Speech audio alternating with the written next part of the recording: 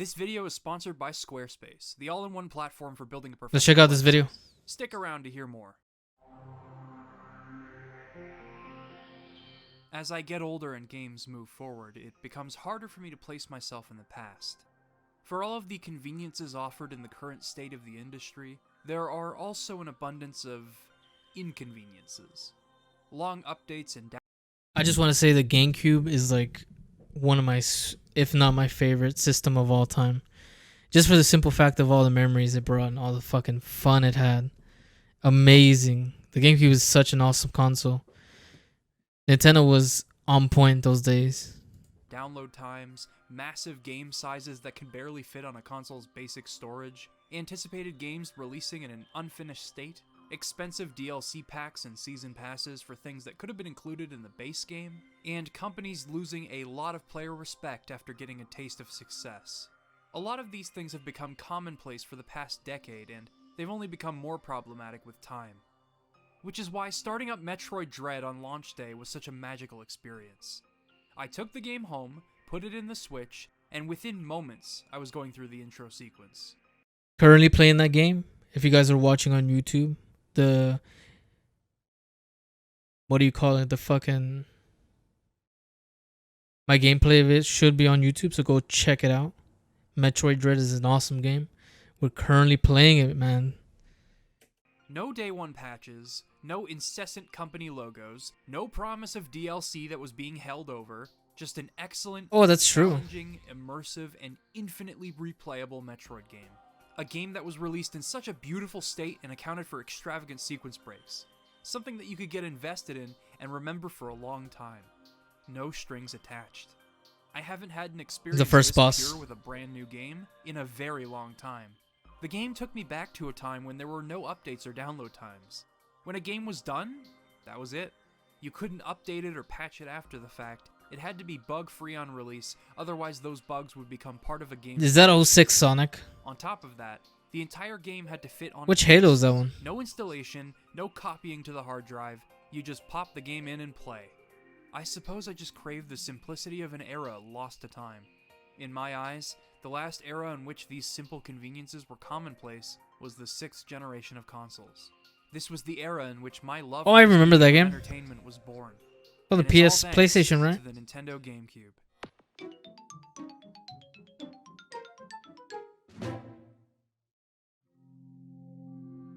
This is the story of a little lunchbox that went That sound is so nostalgic to me. I remember every single time putting that game in there and that theme in the beginning. So awesome. a long way. The GameCube was all about letting experiences come. Mario Sunshine. In doing so, the system left behind an astonishing library of fantastic games. However, it faced many hardships before it finally bit the dust. RE4, man. I'll be discussing So many great games games. that set the system apart from its competitors, Double Dash. its fight for relevance in the industry, what Nintendo learned from the system, and its legacy.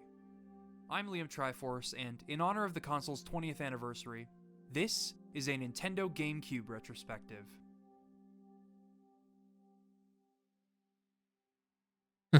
Hell yeah. A quick shout out to Squarespace for sponsoring today's video.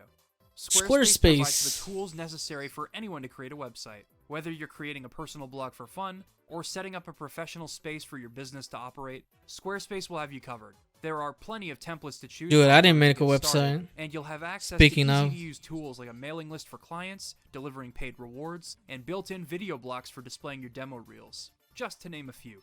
Whether you're an artist, photographer, video editor, game developer, or virtually anything else, you'll find that Squarespace likely has the tools you need. And in my experience, it has been incredibly easy and fun to use. It's a great platform for unifying your online presence and presenting your work in an accessible and professional manner. If you're interested in trying out Squarespace for yourself, head to squarespace.com for a free trial. And once you're set to launch, use squarespace.com/Liam Triforce for 10% off of your first purchase of a website or domain. The Thanks, Mads. Squarespace. Although the Nintendo 64 has enjoyed acclaim in the years since its release, some of the decisions Nintendo made with the console would result in them gradually losing third-party support and close partnerships with other studios. The most commonly Oh my cited God, he issue almost fell is its there. use of cartridges. The system's competitors, the Sony PlayStation and Sega Saturn, both used CD-ROMs for delivering games. These CDs held a maximum of 650 megabytes, whereas Nintendo 64 cartridges could only hold 64 megabytes. This limited what developers could do in many ways. Although they featured very fast or otherwise non-existent load times, developers were forced to work around the storage limitations by decreasing texture and sound quality, foregoing full-motion video in most cases, and reducing the overall amount of content they included if they wanted to avoid compressing assets. Usually, they'd have to do that anyway, because the texture cache was only 4 kilobytes in size. All of the storage limitations made full-scale RPGs like Final Fantasy VII impractical without major compromises. On top of that, cartridges were more expensive to produce than CDs. With all of this in mind, many major developers like Squaresoft, Capcom, Konami, Namco, and even Argonaut Software of Star Fox fame shifted their resources to the PlayStation. The competition was fierce, and while the Nintendo 64 was still a very technically impressive system for its time, it wasn't very easy to develop for unless you solely devoted your focus to understanding its architecture. Near the end of the system's life, Chief of Hardware Development at Nintendo, Genyo Takeda, looked back on the system's programming challenges with regret. However, when developers had this opportunity to work directly and solely with the Nintendo 64 hardware, the games would speak for themselves. These games were the reason people remembered the system with great fondness. They don't remember the Nintendo 64 for its tech. Nintendo, we have to have 64. That's part of our brand. No way we can. Meanwhile, it's limiting games, but I guess like he's about to say, it also brought so much uniqueness and creativity using all that space and storage and to its using it to its full capacity there. It's awesome. I remember that the 64, you ended up having to play, I think, Majora's Mask or even like Donkey Kong 64. You had to buy an expansion pack or something like that. Yeah, so it's pretty. I mean, shortcomings. They remember the experiences, the hours spent racing in Mario Kart 64, the first time they beat Ganon in Ocarina of Time, or the countless slap battles they had in GoldenEye. They remember the core experiences they had with the games on Nintendo 64, and I believe this remains true for the GameCube era. Now, I'm going to talk about the game. People really love GoldenEye, but I never got to play it on the 64. I did play Ocarina, obviously, and most of the Zelda games is how I even got into it. But I missed out in GoldenEye, that era. Games that made the GameCube the incredible system that it was. Games that realized the fullest potential of the system's hardware, controller, peripherals, or niche audience to deliver experiences that you couldn't get anywhere else. But no matter what you decide to play on the GameCube, the console is unified by its main menu. I remember that. You hold Z, right? I think that a little floating cube sitting in an empty black void would accompany some unsettling music, but the GameCube interprets this as a blank slate. An opportunity to sit still and reflect, change some settings, or maybe look at the many icons for the save files on your memory cards. Dude, I remember those. It asks a simple question. What do you want to play? Just hearing a few notes from its ambient music reminds me of how many memories I have with the GameCube. That's so, like, that brings me back so much. Oh my god, I would get so annoyed when a game, I even forgot what a memory card will get corrupted, and all those save files are just fucked, man. I love how they had their own little designs as well. Damn, this brings me back. The form of nostalgia I have, as that minimalistic, ambient bell pad piece connects me to every GameCube game I ever played as a kid. It transports me to a simpler time, and I think everyone needs that sometimes. Anyway, enough dawdling. Let's play some games. On launch day, what demonstrated the system's capabilities out of the box? In terms of graphics, both Star Wars Rogue I remember playing that game. Luigi's Mansion were excellent. I think I rented that game. What the GameCube could do. The former being developed by Factor 5. This studio became Nintendo's technology partner through their understanding of the Nintendo 64's architecture, and the Rogue Squadron games live on as highly regarded games in the GameCube's library. Luigi's Mansion, however, also demonstrated how amazing the GameCube's controller is, and the kind of charm that would become a staple of the system.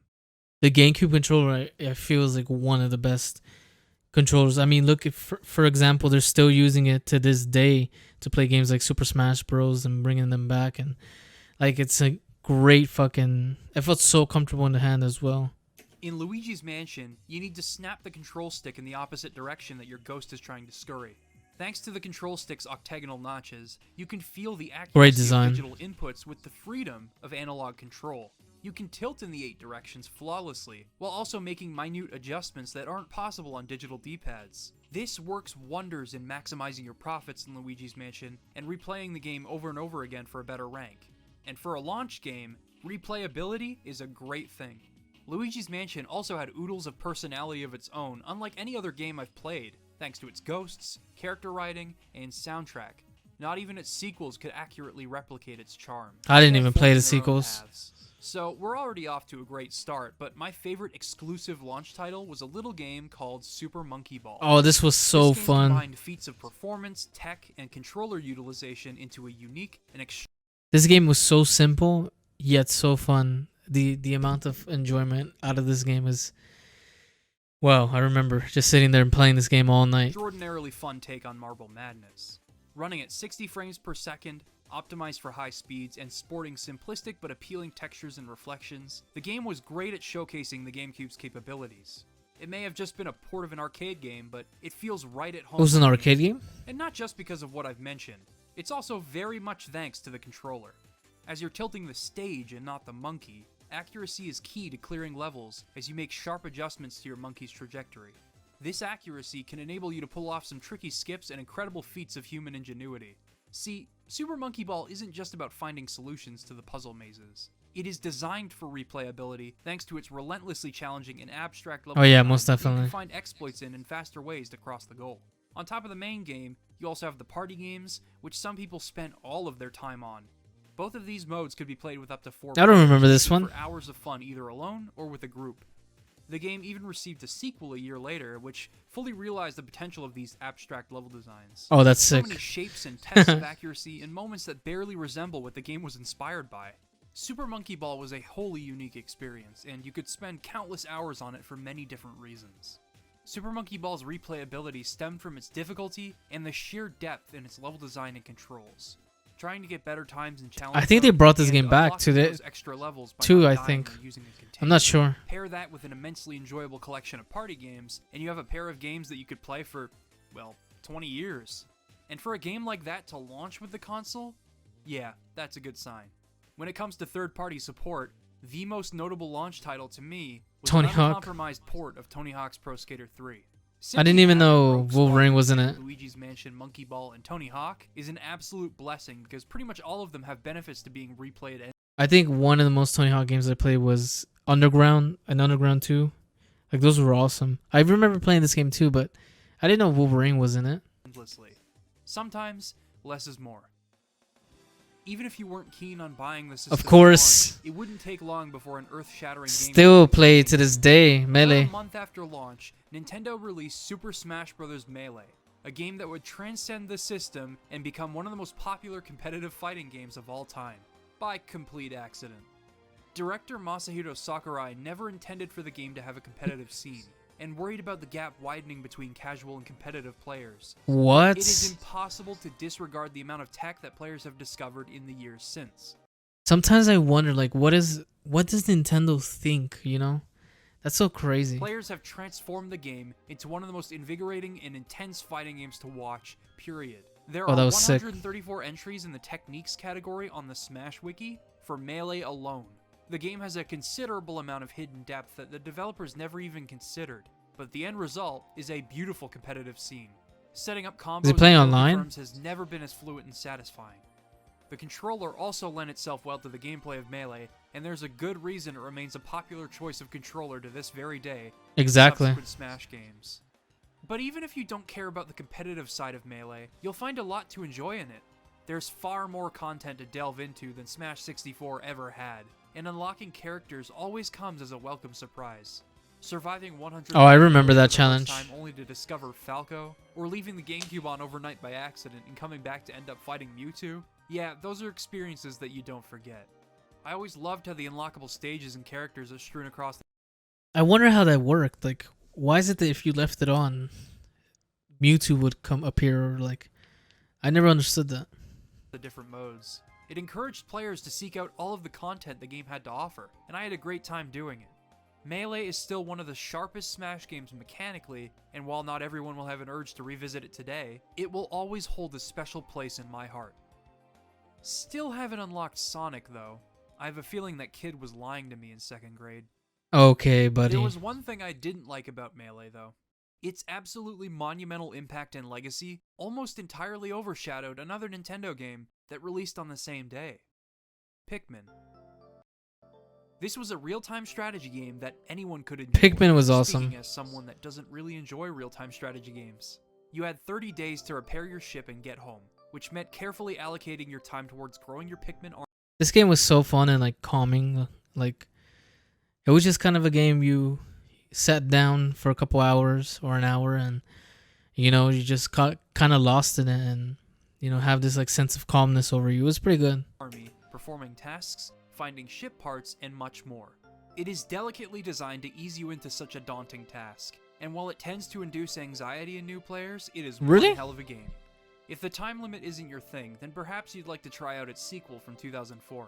With that game, you can explore caves as much as you like to complete the Piklopedia, which can be an addicting cycle as your Pikmin counts continue to rise, or plummet, depending on the challenges you encounter.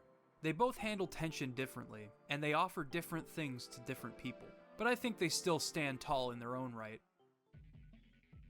As far as I'm concerned, the GameCube had an excellent lineup in its first 2 months, and that lineup would continue to expand. Let's rewind back to Super Monkey Ball for a second. The game was a precedent at the time, as it was the first game Sega published for a Nintendo console. Sega making games on a Nintendo platform was already a mind-blowing concept back then, but then they decided to start making Sonic games for the system. Oh yeah, I remember these. Sonic thrived on the GameCube.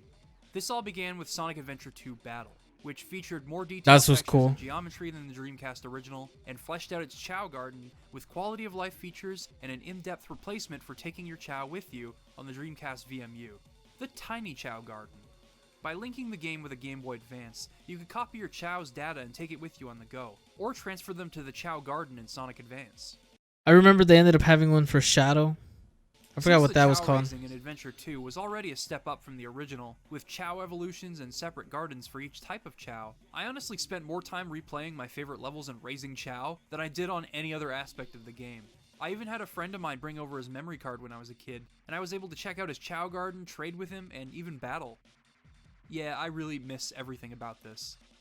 I didn't really use that. His games were not in short supply. A port part of the original game. Sonic Adventure came out as well, in addition to versions of the multi-platform games Sonic Heroes, I remember Sonic Heroes, Sonic Riders. These games were all over the place. There's the Shadow game, of course, but if you wanted to play a classic Sonic game instead, collection. Sega had you covered. The Sonic Mega and Gems collections are still some of the best examples of how to handle a compilation disc. Sonic Mega Collection offered the original trilogy and Knuckles. Wow, Sonic I can't believe. Blast, Spinball, Mean Bean Machine. I remember it, like late nights playing these games on the GameCube. Like, that's so crazy. Rystar, Comic Zone, and Flicky, all for $20 at the time of its release.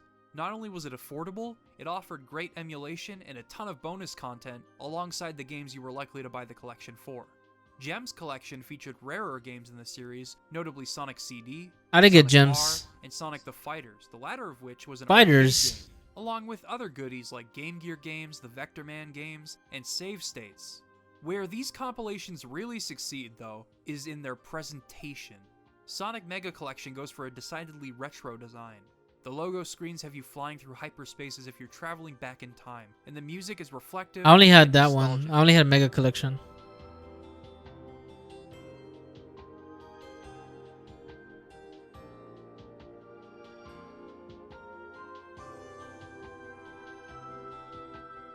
Listening to this while flipping through old goofy Sonic comics or reading the game manuals adds to that feeling of stepping back in time. Regardless of whether or not you've played Sonic before, this collection was worth diving into. It was the perfect entry point, as it preserved a lot of Sonic's history on a $20 disc. Sonic this game was $20? A modern and sleek look, and its electronic music and killer remixes made for perfect accompaniment. Both collections are evocative of a similar yearning for the past, and even though these discs were my introduction to the world of Sonic, the effect their overall presentation had on me cannot be understated. They were comforting then, and they are. I've never played Sonic Fighters. I would have to look into that.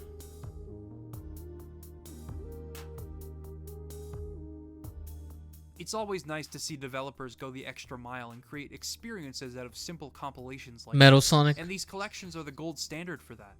He's a cool design. I really liked him. Older games no longer necessitates dedicated compilation discs, or where companies feel the need to just bundle games together and call it a day. I find myself yearning for something that could come close to matching those Sonic collections. Sega nailed it back then. Sega really seemed to favor the GameCube in general, and Nintendo took notice. After Amusement Vision did such a fantastic job with Super Monkey Ball, they ended up repurposing that high-speed game engine to create a new entry in F-Zero series. F-Zero was cool, but I never got to play it. Really. I think one of my cousins rented it, and that's the only time I played it. Took everything that made F-Zero X on Nintendo 64 so I remember Kirby had one. I forgot what the Kirby one was called. Damn, there were so many racing games. And cranked things up to 11, with more detailed and memorable tracks, tighter gameplay, and like most Sega games, a challenging main game that required considerable practice and repeat attempts to become the greatest racer around. Its ridiculous tone in the story mode perfectly matched the ludicrous races that you compete in. I remember those cinematics. Is basically hard rock gospel.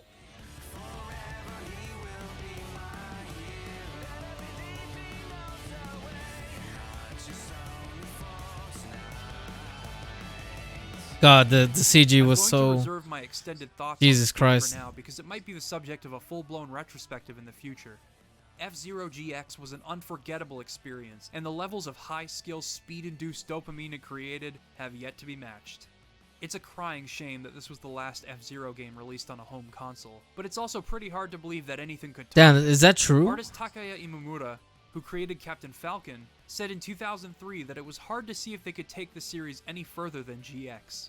There may have been attempts to do such a thing behind closed doors, but the series has remained dormant since the 2000s. Maybe one day we'll see the Blue Falcon and the Black Bull face off once again. The Black Bull.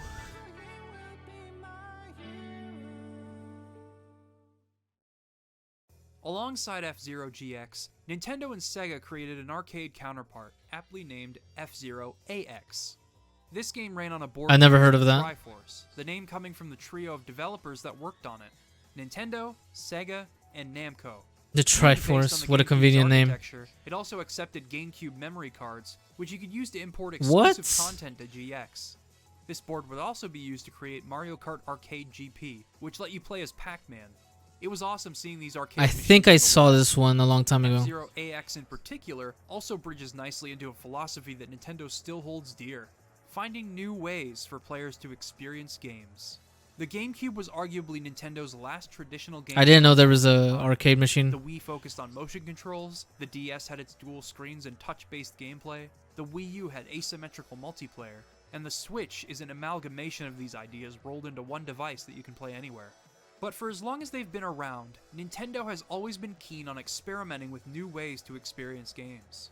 In the GameCube days, the most infamous example of this experimentation was the Game Boy Advance link cable. This created I never had that. I never got to get the link cable. Until the Wii U. Take for example Pac-Man Versus. 3 players control the ghosts on the TV screen and can only see a portion of the maze at a time. I know a lot of games utilize that. The player controlling Pac-Man uses the Game Boy Advance and can see the entire maze like the normal arcade. We're too broke to have the whole fucking the Game Boy and the link cable. It's honestly a lot of fun even today, but it is only a sampling of what was possible with the link cable. A much more fleshed out demonstration exists in the form of Zelda Force. Dude, I missed out on this game. Much like its predecessor, it looked awesome. Players progressing linearly through Zelda-esque gauntlets of puzzles and combat challenges, with items tying into the game's cooperative nature. I think I played this game on emulation. Adventure's dungeons and worlds are not randomized, primarily because the designers created elaborate puzzles and layouts involving the GBA connectivity. Some portions of the level can only be seen on the GBA screen, and when you involve 4 players at a time, this can lead to some layered and complex problem solving contingent on your communication and memorization as a team.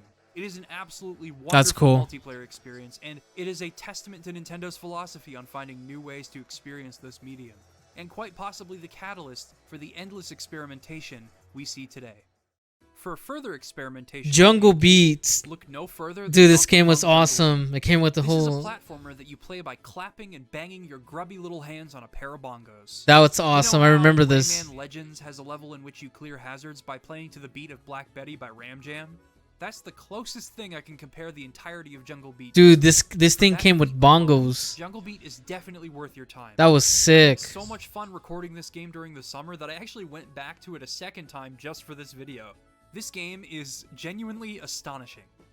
I forgot about this There are a game. handful of other games that feature these peripherals, including notable ones like Final Fantasy Crystal Chronicles and Donkey Konga, but I just wanted to give you an overview of the peripherals themselves.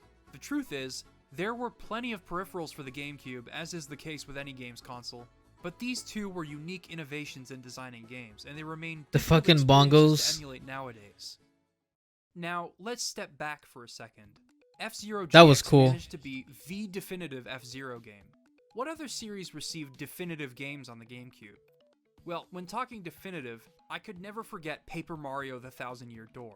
Paper Mario, Thousand Year Door, I never got to finish. I was too young to really know what the hell was going on. It is a marginal step beyond the original game in character writing, world design, problem solving, music, mechanical variety, emotional resonance, and fun. Simply put, it is one of the best RPGs ever made, and one of the few RPGs to effectively innovate on turn-based combat by making I remember an active it being participant awesome. I remember it being awesome and stuff for sure, like when I was younger, but I was just too young to really like know how to navigate the whole game and stuff. battles. This was something that the original Paper Mario did very well, but Thousand Year Door significantly improved on its gameplay in every way, in combination with everything else it did right. Now, along with being definitive, another thing these games reveal about the GameCube The itself phone. is the platform's devotion to innovation. Sure, through its peripherals you can see this philosophy, but it also shines through in game design. A Damn, the rhythm GameCube was platformer that is really controlled with awesome. A pair of bongos, a puzzle platformer that can be so much bigger and bolder than it appears, an asymmetrical multiplayer Zelda game that has you communicating your perspectives on both screens to other players, a Resident Evil game in which you suck up ghosts optimally and find secrets for a higher score on each playthrough. These are the experiences that set the GameCube apart from its competitors. That's good. That was a good Take, one for there. example, Mario Kart Double Dash. It's my favorite game in the series thanks to its two-rider motif and the cooperative and competitive I think Double Dash and Melee were the most oh, and also Mario Party was like one of the most played games in the household for sure. possibilities that it invites. Whether I was in control of Probably both my Melee riders at more. once and performing item management and optimal drifting, or I was tackling each track with a friend and communicating as we cleared each lap. Double Dash was an excellent take on the quintessential kart racer. It may have been I remember they had I remember GameCube had there was this Mario Party where you could, there was literally, it sold a mic with it. I forgot which one it was called, but so you plugged this mic into the memory card slot and you could actually use it for the mini games. That was so cool. been eclipsed by Mario Kart Wii and Mario Kart 8 Deluxe in terms of content and features, but its core gameplay has yet to be matched. Even more abstract is Kirby. There it is, Kirby Air It Ride. features a simplistic control scheme and a unique. I played take on all these racing in games. general, but hidden within is one of the most fun party game modes in any video game ever: City Trial. Essentially, you have a set amount of time to upgrade your character and air ride machine by collecting items for each stat. After all is said and done, you compete in a race minigame Wow, this is like bringing back so much nostalgia coming back from school and loading up one of these games. That's so crazy. or boss battle. In addition, you also have to watch out for events that can drastically affect how you go about upgrading, and you can go out of your way to search for the 3 pieces of the Dragoon or Hydra to create a legendary air ride machine, and mop the floor with your opponents. All of this is happening simultaneously against the other players as they attempt to sabotage you or blow you up, and all within a sprawling city with detailed sections, shortcuts, secrets, and more. As far Isn't as this I'm where that concerned, special comes from? City Trial is all Kirby Air Ride needed. Oh, yeah, to there be it is in order the to be corner. Successful, because it's all anyone ever talks about from this game. Its uniqueness serves as a further testament to how GameCube game developers thought outside of the box to solidify the console's identity. So many of the GameCube's best games are unique experiences that remain unparalleled by anything else in the history of the medium. And although they are excellent games, I'm not talking about what they accomplish in overall quality. What stands out to me are the ideas they carry out. Rather than trying to maintain the status quo of their genres or strive for excellence over the This guy's established really rule good. sets of a genre, they all strive to be distinctive takes on these genres. That's not to say the other consoles didn't have games like that. Halo Combat Evolved made incredible strides in designing a first-person shooter, while Kingdom Hearts redefined the possibilities of an action RPG. Kingdom But Hearts. the GameCube was consistent in this philosophy of thinking outside of the box, and there are still so many games I haven't mentioned. Eternal Darkness Sanity's Requiem, for example, is a must-play. It is a fresh take on psychological Which one is this one? horror that deliberately messes with the player in their I darkest think I played moments this when I with was tricks young. that I won't dare spoil. You may or may not enjoy Billy Hatcher. Oh, that's Of an crazy. egg-rolling platformer is unmistakably original. If you wanted a further Damn, showcase there's for the so brilliance many of the GameCube's games. controller, Soul Calibur 2 was a perfect fit for the control stick's notches. And you can't forget Mario Party. Even There though it the is. franchise was annualized on the GameCube, its gameplay remains unmatched by its imitators, and I find Mario Mario Party 6 Tennis. to be the sharpest entry in the series. The console is also home to hidden gems Damn, I that don't miss compromise that the era. system's reputation for individuality. Things were Like so Wario simple then. World and Geist. Okay, maybe they're not gems, but they are pretty distinct games. I have over 100 GameCube games on my shelf, so picking Oh, out the ones I wow, wanted that's to awesome. spend time on was excruciatingly difficult. Getting a and I still haven't collection would talked about be all of my pretty picks cool. yet. The point I'm trying to make with these games I've discussed is that the system had a strong lineup of games with distinguished characteristics. These characteristics took them a step beyond the genres that defined them, and instead bent genre rules to their will, or otherwise went beyond any expectations held by players. A fighting party game that based its competitive scene on oversights and hidden advanced techniques, a real-time strategy game that directly involves you in the action, and puzzle solving. I think that's something I would want to do, is like gain that collection again. Oh, but that'd be tough, not especially nowadays when retro games, or I don't even know if you would consider GameCube retro, but like those classic games are going pretty crazy nowadays, like as far as money wise. So Solving on a time limit. This is why the GameCube had such a strong lineup. And it's a shame that this commitment to delivering experiences ended up being detrimental to the system's short-term relevance.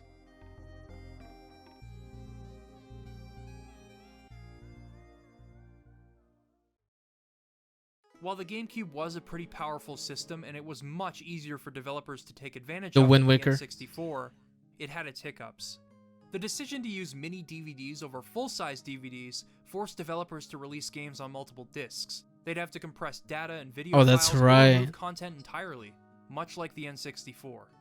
But perhaps the biggest hit to third-party developers was its lack of a proper online infrastructure. The PlayStation 2 and Did it even especially have the online? Xbox took full advantage of the possibilities of online multiplayer. However, Nintendo saw no reason to pursue it. Aside from Phantasy Star Online and the Japan-exclusive game Homeland, the GameCube really only made use of LAN multiplayer, meaning multiple systems could connect to one another on the same network, and even then, only 3 games utilized it, and you'd need to buy separate peripherals in order to connect systems. Phantasy Star Online was a very highly regarded game and is still played to this very day on private servers. So, why not have more online games? Well, Nintendo's reasoning included concerns over quality control, doubts over subscription fees, and wanting kids and families to feel safe and secure with their GameCube at home. what? This alienated many developers that wanted to deliver online experiences across every system, as they'd either have to spend money on an online mode for a console that had no online strategy in place, or release the game without online features and hope that people buy it. The original Battlefield 1942 was proposed to Nintendo as a GameCube exclusive, but you can imagine how well that went over. These problems, combined with the console's lunchboxy appearance and Nintendo's traditional focus on family-friendly entertainment, drove many third-party developers away from the system. Even Nintendo's strongest and most confident releases were met with skepticism. Super Mario Sunshine, I love this game. Flood and Yoshi both feel like perfect and organic extensions of Mario's abilities, and each mission had defined characteristics that could occasionally revamp how you explore a level. However, not everyone was keen on the game's structure, which focused on clearing Episode 7 in every world and eliminated the freedom established in Mario 64. And getting 120 shines meant collecting 240 blue coins. It's a very complicated situation, and I'd love to make a full-length video on the game someday. A game I have made a video on is The Legend of Zelda: The Wind Waker. It's my favorite game. One of my favorite games I'm sure on you it. know all about that by now. Its new art style was deliberate and a massive commitment, and it had an effect on the game's design. I don't know which one I liked and more. especially its narrative. I love this game, but It aimed to I also convey an like- alternative perspective. I really love this game, but I also really love the Twilight Princess. which was awesome playing. But that was kind of like at the end of the lifespan when like things were switching over to the Wii. To growing up, unlike Ocarina of Time, and not many people were able to see through its whimsical art style at the time. Most of its pre-order sales came from people looking to get the Ocarina of Time Master Quest disc for their GameCube, which completely validates the point Wind Waker was trying to make. Its reputation improved over time, and the game's art direction is now seen as groundbreaking and one of the best examples of cel shading in a video game. I personally believe it paved the way for many games that attempted a similar style, but at the time, it didn't convince people. With some of Nintendo's biggest and most recognizable franchises not attracting as wide of an audience as previously done with the N64, aside from Smash Bros. And Mario Kart, the GameCube, as it stood in the 2000s, offered an impeccable lineup of games to a rather niche market. Nintendo needed a game that would transcend its own target audience. It needed to fit into a recognizable and profitable What the hell is that mask? but also follow the GameCube's reputation of bending genre. It's the hero's mask, right? The franchise that was chosen to accomplish such a Metroid. monumental task was Metroid. Metroid Prime.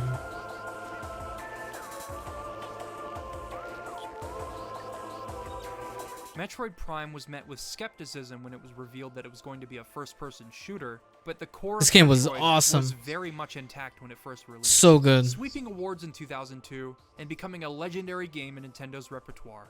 Retro Studios perfectly transitioned the gameplay of Metroid into 3D, and the first-person perspective meant exploring this new access for depth in puzzle design, combat, and atmosphere with unparalleled immersion. If you're watching on YouTube, Metroid Dread gameplay on my channel. It will be up. It will be up for sure. Metroid Prime eventually became a trilogy of games, and I've made a video on how much I love them. Still one of my favorite videos to date, along with Wind Waker. Metroid Prime transcended both Nintendo's traditional audience and refused to conform to FPS traditions, making it a killer app for the GameCube. But it wouldn't be enough to save the system. There was two of these, right? Decline. While I believe the console's strong lineup of games solidified its reputation today, its sole focus on games, as well as its target audience, ended up isolating the company back then in an ever-growing industry. The latter was an inevitability, while the former was the result of their vision for the console, for better or worse. To this day, Nintendo remains apprehensive about changing the way they do things. I won't Oh my delve God, tell me deeply into about this it. topic because, well, I have once before on my now defunct Twitter page, and there's no need to beat a dead horse. It also generally depresses me to dwell on their stubborn nature, so I won't bother. The only thing that has truly Exactly. stayed the same is the company's commitment to delivering fantastic experiences. And that's what keeps me and many others crawling back. I don't agree with everything that Nintendo does, but they certainly haven't forgotten how to make great games. Also, that's not to say third-party support didn't exist on the GameCube. Along with Sega's adamant support for the system, many highly Prince of acclaimed Persia. platform games hit the system, and I had fond memories experiencing them first on the GameCube. They may not be relevant to the discussion of what set the system apart from its competition, but Prince of Persia 2 Thrones, great game. just because it didn't have Grand Theft Auto or Final Fantasy doesn't mean it didn't have any support from the sidelines. The question is, did that support last? And the answer is no. By 2005, both first and third-party support for the GameCube dwindled, with 2006 releases slowing to a crawl.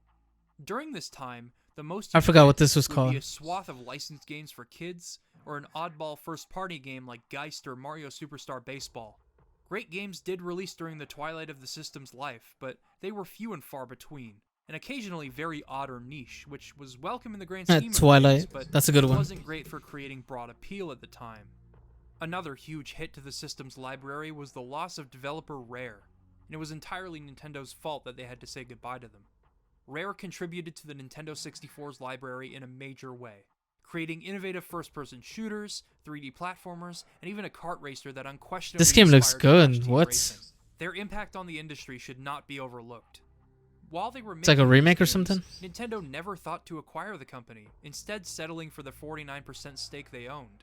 With development costs rising and Nintendo refusing to offer more capital or purchase the remaining stake, Rare was eventually bought out by Microsoft for $375 million. Adjusted for inflation, Damn. that's over $500 million. Nintendo let Rare slip through their fingers. To be fair, their last game with Nintendo was Star Fox Adventures, which wasn't one of their finest works, and after being acquired by Microsoft... That game was cool. I didn't know people didn't like it. It was kind of slow, but... They really haven't been the same. It was fun. I guess I liked Viva Pinata, I think? But perhaps this was a gradual change that was already in motion before the company was acquired. Regardless of whether or not Nintendo was gonna let them get away, maybe this decline was inevitable. But no matter where you stand on the issue, it's a fact that we never got to play a proper Banjo 3 or Donkey Kong Racing, and that still stings after all these years.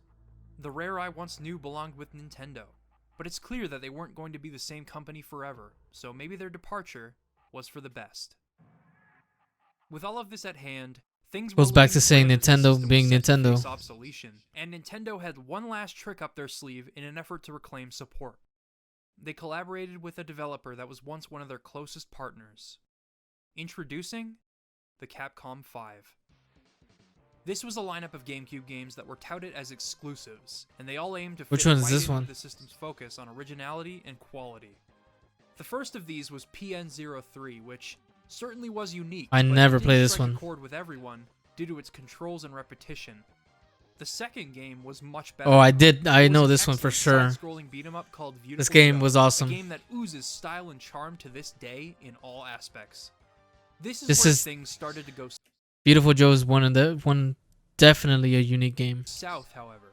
The third game, Dead Phoenix, was never released, and it was around this time that the exclusivity fell through. Beautiful Joe received a port to PlayStation 2, as did the fourth game, Killer 7. The fifth game was supposed to remain exclusive, but it has since become one of the most ported video games ever. However, that fifth game was for a limited time a big reason to purchase a GameCube. It swept Game of the Year awards in 2005, and is personally one of my favorite games of all time. Resident Evil 4. While Resident Evil had a phenomenal presence Let's on the go. GameCube with an excellent remake of the original game, as well That as was a ports of must-have. 2, 3, and Code Veronica, and the original prequel game Zero, the one that had the biggest impact was Resident Evil 4. Resident Seeing as most Evil of us have 4. played this game by now, I'm not going to sing its praises over again. Simply put, it forever revolutionized third-person shooters without compromising on the tense gameplay of Resident Evil. By emphasizing accuracy in an anxious setting, it made survival contingent on how well One of you the best aim, games of all time, strategize, arguably. and organize. Its effects can still be felt in the genres it influenced, the games it inspired, and even future Resident Evil games. In summary, the Capcom 5's games were not all failures. God no. But the strategy itself unfortunately flopped. The system's market share and target audience wasn't broad enough for the games to make bank, especially when you consider the irreverent or mature themes they dealt with. This resulted in the exclusivity deal fading into the background, with Nintendo and Capcom's relationship remaining strained for many years. It was a final nail in the GameCube's coffin, despite everything it had accomplished over the course of its life. Nintendo eventually abandoned ship and released the Wii in 2006, with the GameCube being discontinued the following year, and leaving Madden NFL 08 as the last release for it. Yeah, Of course, a what sports swan game. song. And that, my friends, is the tragic story of the GameCube. But while its life ended there, its legacy lived on. The Wii was the beginning of Nintendo's Blue Ocean strategy, in which they focused on capturing an audience outside of the ones their competitors were fighting over. The strategy has since brought them astounding levels of success. With the Wii striving to reach an untapped market of casual players and non-gamers, I feel as though this was a move directly inspired by how diverse and fundamentally different the GameCube's library was. On top of Satoru Iwata's mission to reach new people with Nintendo's games in the Wii and DS era. The GameCube library thought outside of the box a lot of the time, as demonstrated before with genre-defying games and innovative peripherals. While the software library was constrained by missteps made on the company's part, it was the beginning of an era in which Nintendo would continue to think differently than its competitors, and thanks to the Wii's controller setup and DS's dual screens, different ways of experiencing games came about in that generation too. Oh, and on top of the Wii's robust virtual console lineup of NES, SNES, and N64 games, the Wii's similar architecture to the GameCube meant that it was fully backwards compatible with GameCube games, controllers, peripherals, and That was awesome that they did. The Wii was great. It was also a great system. memory cards. This means that with a much larger install base than before, players on the Wii could have all of the amazing experiences that they might have missed The homebrew. Once you got that homebrew into the Wii, it was over. out on. There's no support for the broadband adapter or Game Boy player, but everything else was compatible, including games like Four Swords Adventures and Donkey Kong Jungle Beat. This arguably made the Wii Nintendo's best home console, but that's a discussion for another day. Obviously, the Wii wasn't going to stay on the market forever, and neither were the GameCube games of old. As the Wii U rolled around, GameCube games had long since left local GameStops, and the system didn't even support GameCube discs, despite having native compatibility for them built in. Now, in the Switch era, we have no official way to support these games, and Nintendo has yet to provide a solution. Games from other companies like Sega and Capcom have since been re-released or remade, and I understand that licensing Whoa, can that prevent thing games took a like lot of Star damage Wars from Rogue that. Squadron from being re-released. But Nintendo owns all of the first-party games I focused on in this video, and they have done little to preserve their legacy content. Some games that rely on peripherals, like Four Swords Adventures, might be impractical and financially ill-advised to re-release, as that would mean creating a solution for a single, relatively niche game. But most of the other games I talked about today have no reason to be held back. They have an adapter for the controllers best suited to. I wonder if they're gonna bring back, like, on the Switch, you know, they had the N64 thing. I wonder if they're gonna have like a GameCube one. That would be awesome.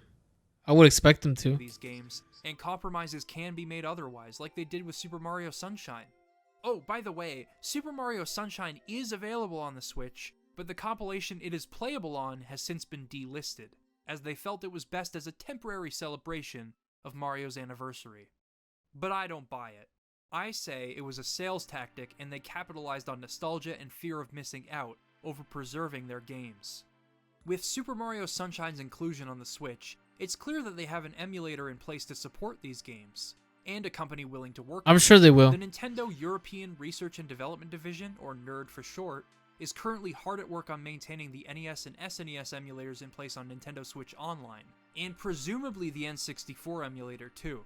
They also developed a DS emulator for the Wii U Virtual Console, as well as the emulation on 3D All-Stars for Mario 64, Sunshine, and Galaxy. So, what's holding them back from bringing GameCube games to the Switch?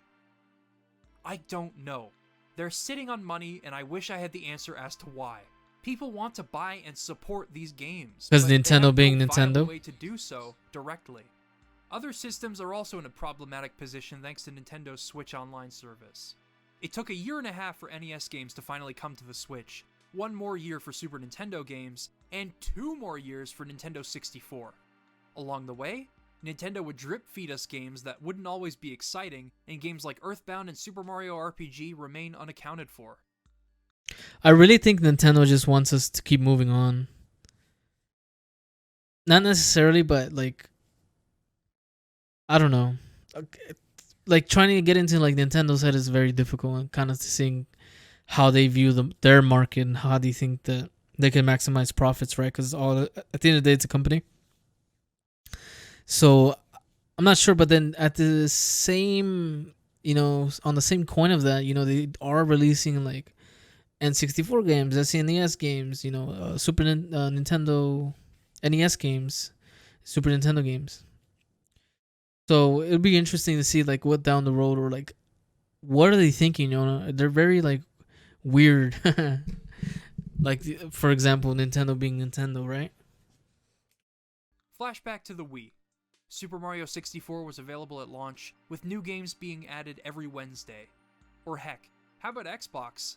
They have made strides in maintaining their Xbox and Xbox 360 emulation so that many of their legacy titles can be played on modern hardware. On top of that, these games were purchasable on digital storefronts. But even then, all digital storefronts will eventually close, taking their libraries with them. This is an unavoidable reality in the digital era. Preservation efforts have fallen in the hands of emulator developers, and they've done a fantastic job of keeping history alive. Provided that you still have copies of your old games, playing them in emulators can offer improvements that were never possible on the hardware they were made for. From pixel-perfect upscaling in Super Nintendo games, to achieving 60 FPS in The Legend of Zelda Breath of the Wild, to enabling widescreen you can emulate that? GameCube games that didn't have it. Emulation is a great way to play old games in the modern era. I am very grateful for the work these developers have done, and Dolphin, a GameCube and Wii Hell yeah. is one of the best emulators around thanks to its suite of features, I don't have that one. options and improvements, and astronomically high compatibility. It's so monstrous in terms of features that I can't address everything they've accomplished in this video. I've seen plenty of people make the switch over to Dolphin in recent years for playing GameCube games, and I don't blame them. Super Smash Bros. Melee has received some incredible advancements, with Slippy implementing rollback netcode. I can't even fathom how much work that must have taken, but the end result is the most accessible Melee has been, well, ever. How do you even get The only that? problem that remains is acquiring the games themselves. I am very fortunate to still have working copies of all my old games, but some people weren't as lucky, or perhaps they never had the chance to experience them. On top of that, not everyone has the hardware or tech savviness required to run GameCube games in an emulator comfortably. Yeah, us with like, the it's only weird. legal option available to us, buying them secondhand. So, let's check eBay for Paper Mario, why don't we? Oh my Paper god. Mario, the Thousand-Year Door. I'm pretty sure it's pretty expensive. How about F-Zero GX? Huh. Super Smash Bros. Melee? Okay, no, yeah, that's rough. This brings us full circle as we pile another inconvenience onto the unavoidable facts of the industry today. If you look for originality and innovation, you're likely to find it, especially as Nintendo and independent developers continue to breathe life into a crowded industry of remakes, remasters, reboots, sequels, DLC packs, annualized franchises, and weird amalgamations of mechanics that worked across financially viable games. But games like Metroid Dread remind me of a time when nothing stood between you and the game, and that's why I decided with this video that I wanted to relive my childhood one more time. I wanted to go back to a time where nothing mattered more than having a great game to play. It'd be nice to have that simplicity back, but things have changed, and I have to accept that. That's why I'm going to talk about one more game. A game that preserves a sense of simplicity as you go about your life. It's something to look forward to. He didn't really talk about Resident Evil too much. And something that you can become attached to. And it's unlike anything else on the game. Animal Crossing. It's Animal Crossing. I remember Animal Crossing coming with an extra memory card. Because it was like, it took up a lot of space. Was it like 120 or something? 60? I don't know, something like that. It's funny, actually, that a game could focus on simple pleasures like fishing, catching bugs, rearranging furniture, and talking to friends, and still be one of the most cathartic and profound video games of all time. The repetition of these day-by-day actions shouldn't translate into a compelling game, and yet they do. Perhaps it's the personalities of your neighbors that keep it fresh. Perhaps it's the feeling of excitement you get as you finally pay off your loan and can fill your house with more furniture than before. Or perhaps it's the feeling you get as you work towards filling the museum with donations. Whatever the reasons we have for coming back to our town, I feel it is the simplicity of these tasks, knowing that we will eventually feel fulfilled in completing them, that makes it all worth it. It is a direct reflection This game of was our adult fun. lives, presented in a cute and easily digestible manner without outside stresses or pressure to complete something in a specific time frame. You can just go at your own pace, figure things out on your own, and the villagers nearby will be happy to help you and be your friend. Most of the time. When revisiting so many games I loved from childhood, I was surprised to discover how much more Animal Crossing resonates with me as an adult. Firstly, it is everything I loved about growing up with the GameCube. Like the other titles I've discussed, it is wholly unique and groundbreaking in its own right. Second, it is one of the purest experiences I've ever had with a video game, which is a feeling I've missed dearly. But most importantly, it is a reflection of how I've come to appreciate my daily routine. We may not think much of going for a walk or grabbing a morning coffee, but it's those simple pleasures that define how we choose to live our lives, and I should relish having these simple privileges now while I can still enjoy them. While I miss the It was such a small city, yet there was so much to do. simplicity of feeling magic in every new game I played, I also cherish the simplicity of talking to you Louis, about Donkey memories now Kong, or what? and doing something productive with my love of the GameCube. In essence, the purity and simplicity of an experience like the one I had with Metroid Dread, and many games of my past, will continue to come my way as long as I recognize and savor them before time takes hold of me once more. Many systems and experiences have passed me by, and who knows how long I'll have these videos. That's why I'll appreciate them while I can still make them. I owe a lot to the GameCube. It shaped my interest in games, my passion for the medium, and a lot of its games eventually drove me to create this YouTube channel. So, thank you, little lunchbox, for everything. Awesome video, man. That was such a great video. By the way, definitely subscribe. Definitely subscribe to Liam Triforce. GameCube game I wanted to talk awesome about video. in this video, but being the huge Zelda fan that I am, I felt it deserved more than just a quick look. My Zelda retrospective will continue with Twilight Princess. Okay. If you'd like to catch up on my Zelda videos, check them out by clicking the playlist on the screen. I've included links to all of That was such an awesome video, man. It brought back so many memories from the GameCube.